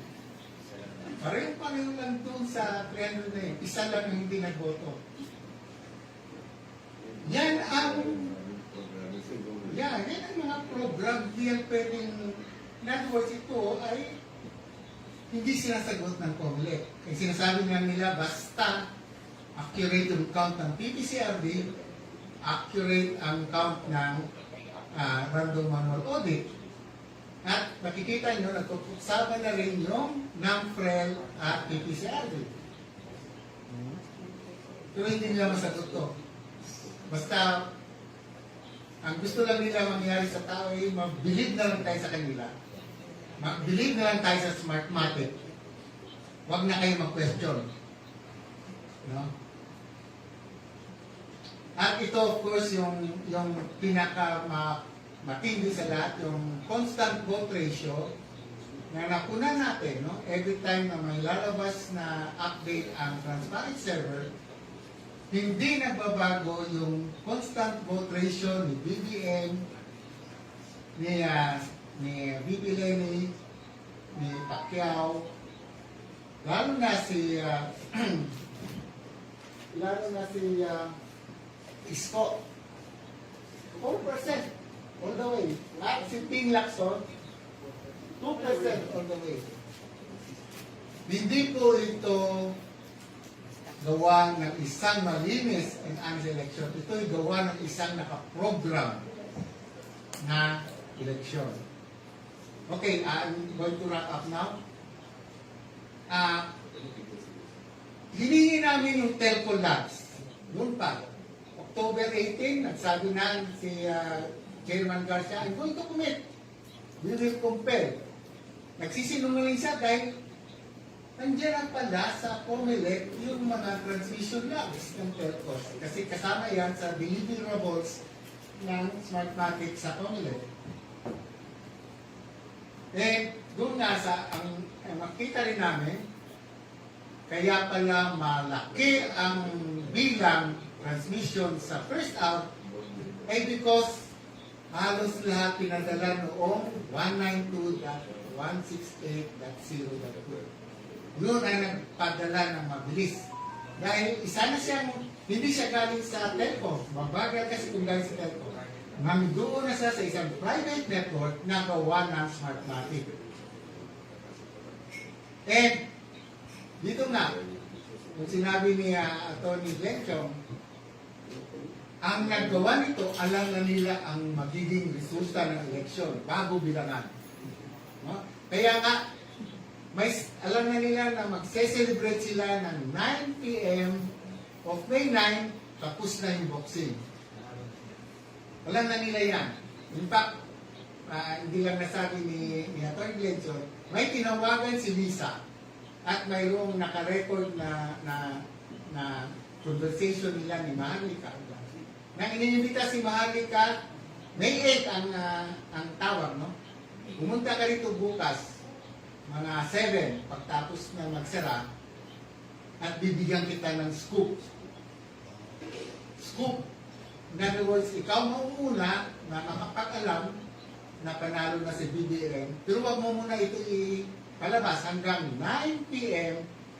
at doon mo na ipalabas. So alam na nila na 9 p.m. panalo na si si BBM. No? At dahil dito sa program, yung pinakita kong mga ebidensya. At ito na ang nangguli. Bakit nangyari ito? Yung what they did last summer. Una, of course, to ensure the victory of the selected candidate for President and VP. No? Sigurado yan. Dahil, tandaan nyo, nung Comelec at Smart Matic noon, well, Comelec is under the presidency of Duterte. Si Duterte pa noon ang namamahala ng ating gobyerno at halos lahat, in fact, except for Guanzon, lahat ay tao na ni Duterte. And five of those, majority, are from the Davao. So, yon. Second, hindi lang panalunin, pero bigyan nyo ng malaking margin na hindi na makaprotesta yung second, no? Yung pangalawa. Dahil natatakot sila na may Glen Chong na magprotesta na kung maliit lang yung margin. Katulad nung nangyari kay BBM at kay VP Lenny noong 2016 election. At yung pangatlo, ito yung talagang kwan. Hindi lang yung 1 and 2, pero yung pinaka-importante yung number 3, no? Kailangan sa unang oras pa lang tapos na yung boxing. Sa military, yan ang tinatawag namin na shock and awe. Sa unang oras ng laban, shock and awe mo na yung kalaban para surrender na sila. Tulala na sila. Hanggang ngayon, yung opposition tulala pa rin, no? Sa nangyari. Dahil hindi nila alam ang what you did last summer. So, thank you very much. I will entertain questions later.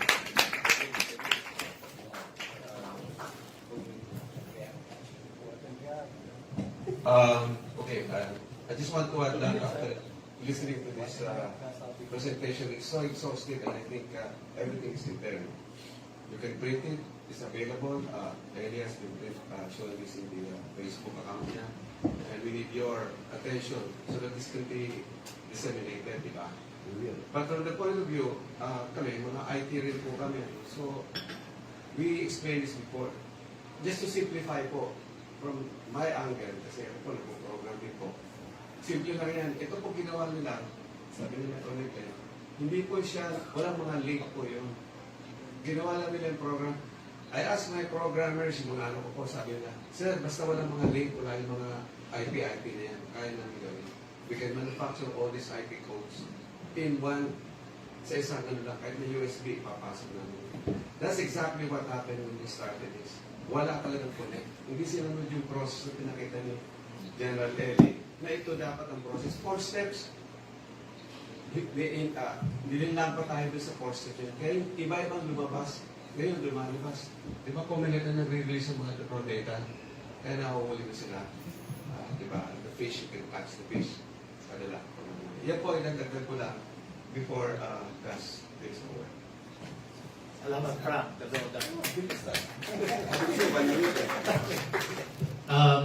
Sige. Susubukan natin na tapusin kagad dahil baka umabot tayo ng lunch. Eh, hindi po kasama sa budget. Mababa lang ang budget namin.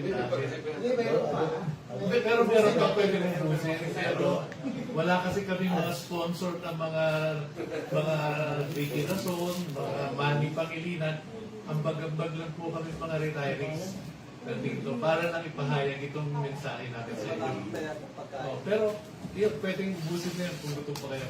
Now, ano ang gagawin natin? Ano ang nire-recommenda natin? Dito kayo. Ito ngayon, ang expert natin si Kaslan ang magpapaliwanag kung ano. Thank you. I'll try to make this presentation very brief and simple, and in fact, so simple that I did bother to prepare slides. There's a principle in election systems that it should be clear the voters must understand what, how the system works. Kailangan po naiintindihan ng mga botante kung paano yan. Ito, more than 1 year after the elections, pinag-uusapan pa natin. There must be something wrong, no? Pinag-uusapan pa natin kasi siguro may duda tayo sa nangyari.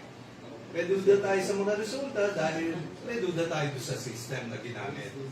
So what I'd like to present today, very briefly, is a system that we hope we can use in the future. Sabi ko po, simple lang dapat ang sistema.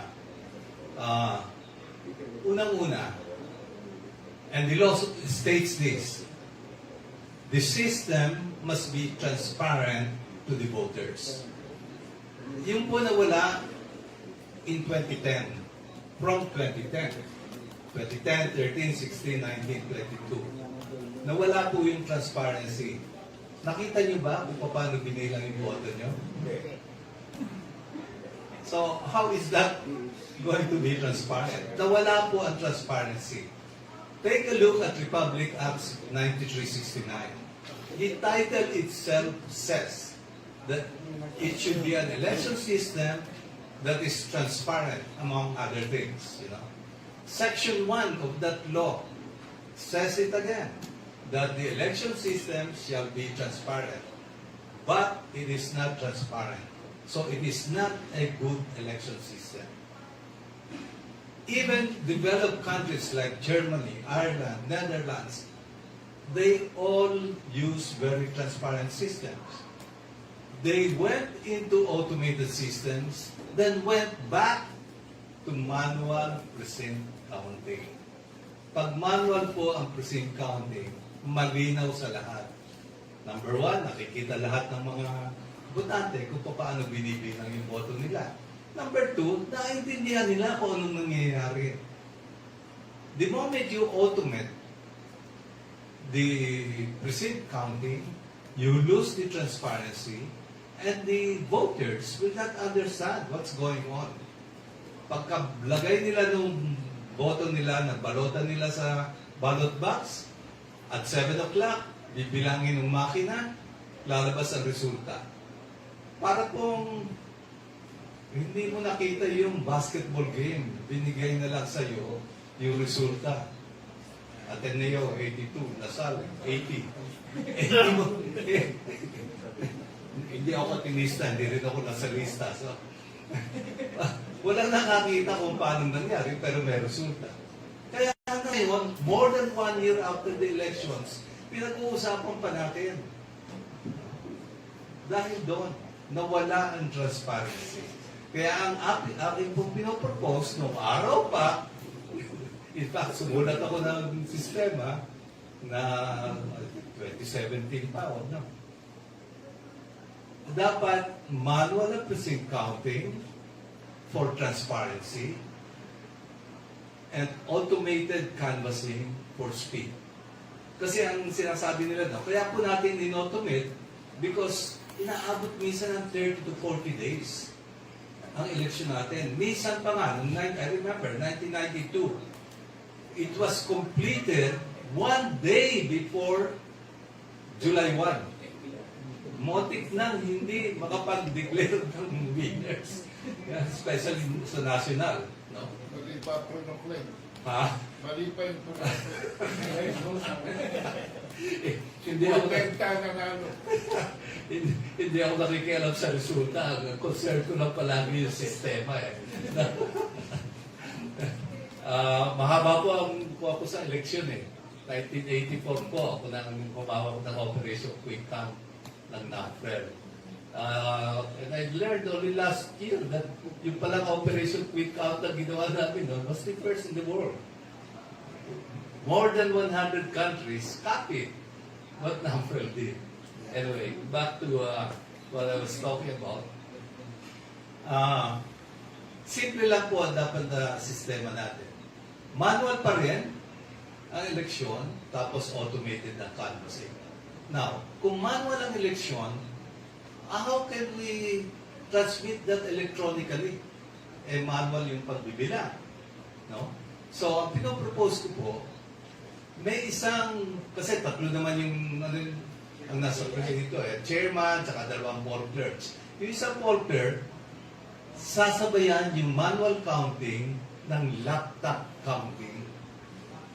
So, pagkatapos ng manual counting, pwede niyang i-compare yung resulta ng manual counting at saka ng laptop counting. Kung pareho, di okay na. Transmit using the laptop count. Pwedeng i-donate sa Yeah. So, simple-simple. Nakita ng mga tao dahil manual yung pagbibilang, tapos mabilis ang electronic transmission, oras naman nasa laptop na, mabilis na di ba? Automated na ang canvassing. So, gaano katagal ba yung manual counting? We can improve the design of the ballot to hasten the counting, to make the manual counting faster. Ngayon kasi, ang haba ng ang tagal ng naabot nga ng ilang araw But we can do it fast by coming up, ginagawa po ito sa ibang countries dito sa Asia. Candidate codes. Nag-a-assign sa mga kandidato ng codes. Kaya yung mga nagkakampanya po, vote number 5 kasi siya yun. No? So, lahat ng kandidato may code. So, kinakampanya mo yung number mo. No? So, mabilis isulat ng mga butante, mabilis din ang pagbibilang. Kasi numero lang yung binabasa nila.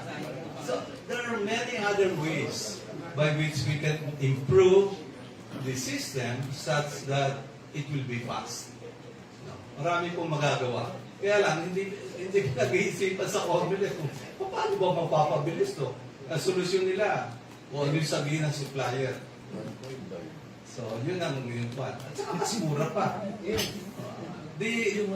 Dahil manual ang pagbibilang, mga teachers yan, dagdagan pa natin ang sweldo ng mga teachers para happy sila. So, even if they have to stay another 3 to 5 hours, they will be compensated anyway. Lakihan pa nga. No? So, happy rin sila. Kasi matitipid sa hindi mo gagastusin sa mga makina, pwede mo ibigay sa mga teachers. So, everybody happy. Pilipino makikinabang, hindi yung supplier na taga-Venezuela.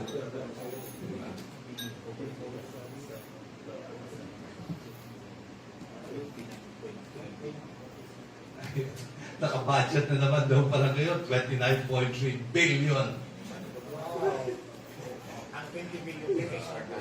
Ako, tansya ko, pagka ginawa natin manual, dahil sa, siyempre, bibigyan mo na parang overtime yung mga teachers, palagay ko mga 4 to, walang 10 billion. Wala, hindi aabot. Hindi aabot ng 10 billion. You do a computation. Nag-assume lang kasi ako kung magkano sinusweldo ng mga teachers 10,000. Computing mo yan, mga 5 to 7 billion lang yung gastos yan. Doon sa additional, maybe 3 to 5 hours. Kailangan lang improve natin yung sistema. No? Huwag yung dati natin ginagawa. So, yun po ang aking suggestion na gawin sana natin. Kalimutan na yung smart money na yan. Yes. Yes. We should ban that. We should ban the use of smart money.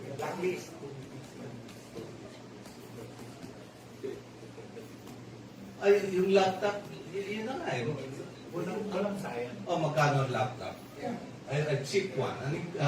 20,000? O, 20,000 times ilagay mo na sa 300,000 presents. Di ba? Kasi, wag natin gawin 600 to 800 or 600 to 1,000 voters. Yun, ibalik natin sa dati, 200 to 250. So, there will be about 300,000 precincts nationwide. 20 billion lang yung 30,000 Mas mura na, tuwa pa mga teacher kasi kumita sila, ayun pa.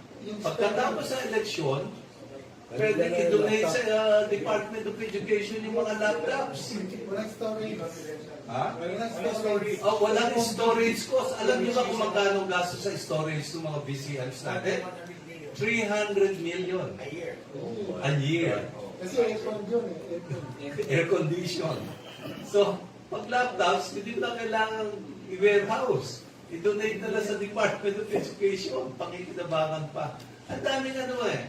Kailangan lang nag-iisip. Yes. Nag-iisip nag-iisip ng tama. Kasi nag-iisip din naman yung mga yan eh. So, yun. Yun lang, yun lang ang ano. Yung simple-simple. No? Manual counting, sabayan ng laptop, para ang transmission mabilis, and then automated na ang counting. Mas mahaba lang siguro ng mga, sabi mo na one day. So what's one day? We're talking of a week, a throughput time of about a week. So bali wala yung one day, even one day. May karagdagan lang po akong information, ano, kung bakit nagkakasabay-sabay po ako sa Presscon. Remember last year, June, sa Kamuning po kami, nag-conduct. Presscon po yun, pero ang tawag po namin yung electronic dagdag bawas.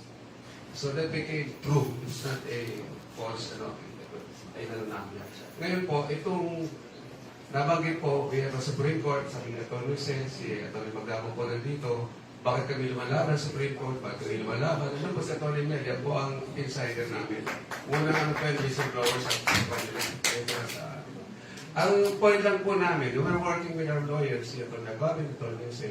Nagkakatugma po lahat ito. And why we're doing this? Because probably, what they're thinking, the other side, they're thinking not to dampen, especially what we're doing. Dahil sabi nila, ay hindi ito magsasucceed. So, advice po sa amin, we go now to the Congress kasi nag-iintay ng Supreme Court. Ang Congress po, dalawang petition, one for the electoral reforms, and the other one is the culpability of those who committed irregularities. What will happen next? Pati sa Senate po, meron po rin kami petition doon. Kung maka-hearing po, public hearing, the press can cover that. That's the suggestion po. Kaya hinihintay po namin yun. But the ultimate objective, nilugtong ko sinabi po ni Atty. Glen, dahil to stop smart Matic, how do you do that? Meron pong 50 plus billion yata. Nagbabudget hearing na po. Iyan pong inahabol ng COMELEC. Kailangan ma-aprobahan yun because nakakabit yun doon. Whatever they get from the Senate approval ng kanilang budget, panggastos po yan, di ba? So, we were campaigning to with the deliberation na i-cut yung budget po ng COMELEC. That's our ultimate objective. I hope you understand that. Mr. Moderator.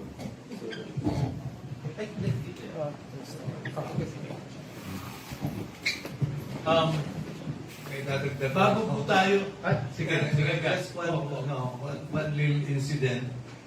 Some years back, sabi sa akin ng isang politician.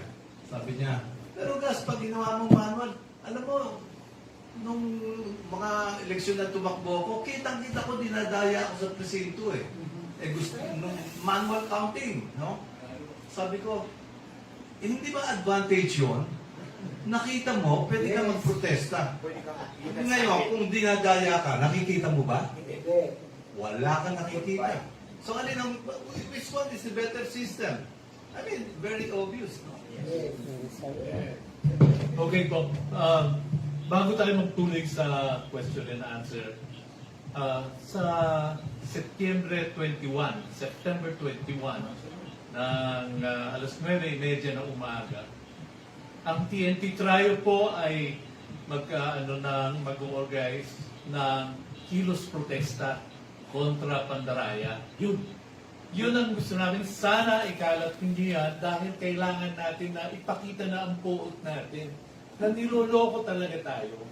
Niloloko tayo ng COMELEC, niloloko tayo ng Smart Matic, at binabayaran pa natin sila ng bilyon-bilyon para lokohin tayo.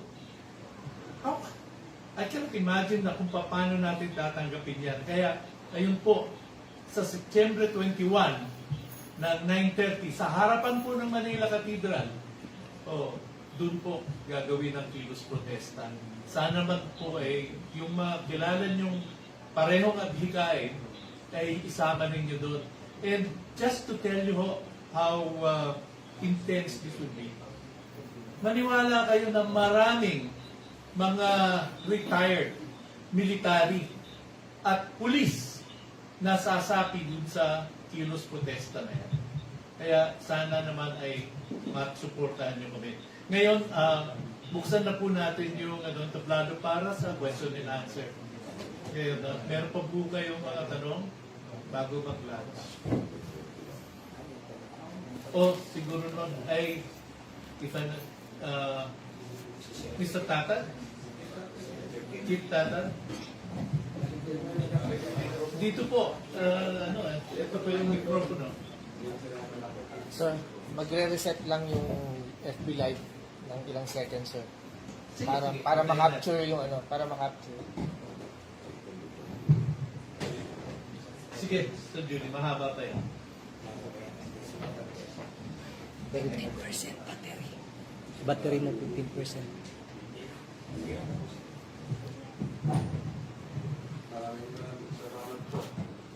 Baka naka-off. Salamat po.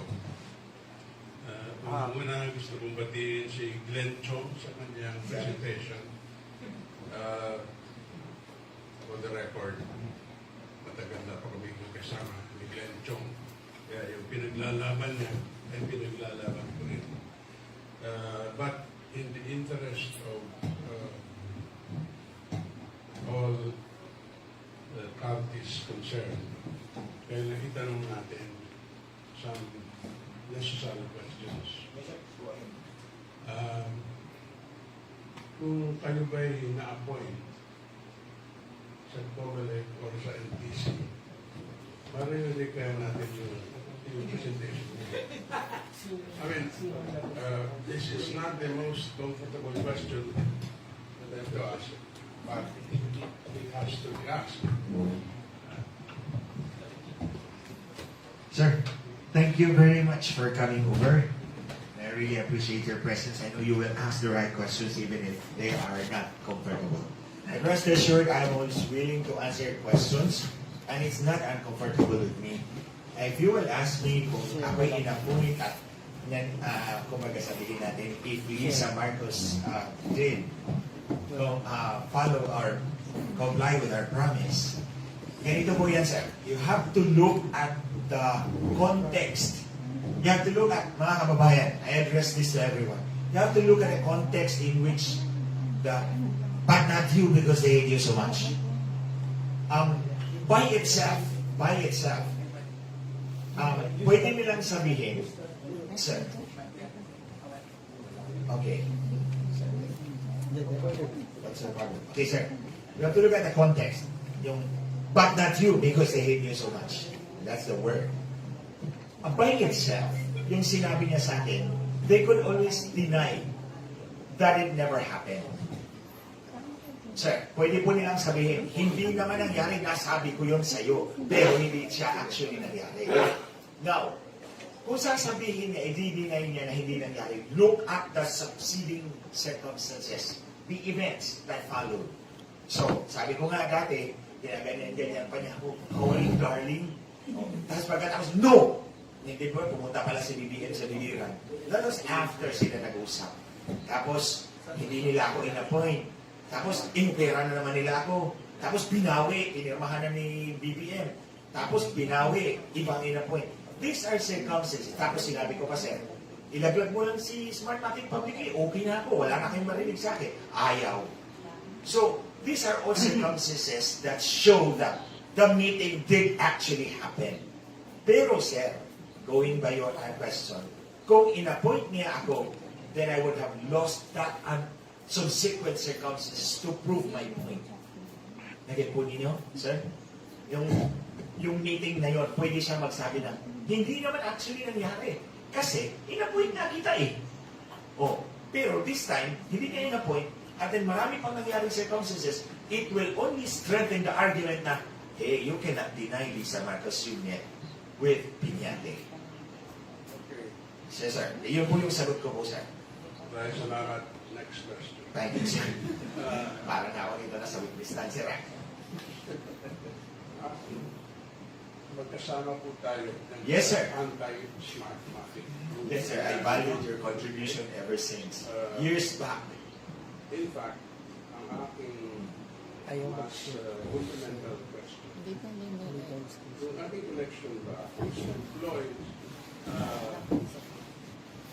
foreign election center is at all constitutional. Election is a sovereign act Yes, sir. of a sovereign people. Bakit meron tayong Venezuelan election provider na nandito yan? Foreigners running our elections. So, from the very beginning, I've always questioned that. No? Kaya lang hindi pa nakararating sa Supreme Court. In case meron pa kayong Supreme Court na pwede ito. Walang way. Yes, sir. The basic question is, on the basis of all these presentations, Solidarity. with which we agree, Hindi na nagpapasa. are we ready to Dapat si say Aso ng ano. that we don't have a legitimate government today? Ang legitimacy ng gobyerno. Sir, my affidavit will speak for itself. I didn't call him president. I didn't call that woman first lady. I didn't address Martin as speaker. I just addressed him by a simple name. I stand by what I found out. I know what they did. We are now ready to make a pronouncement whether we have a legitimate government. My affidavit already speaks a lot, sir. I did not use their official titles because I did not recognize them as such.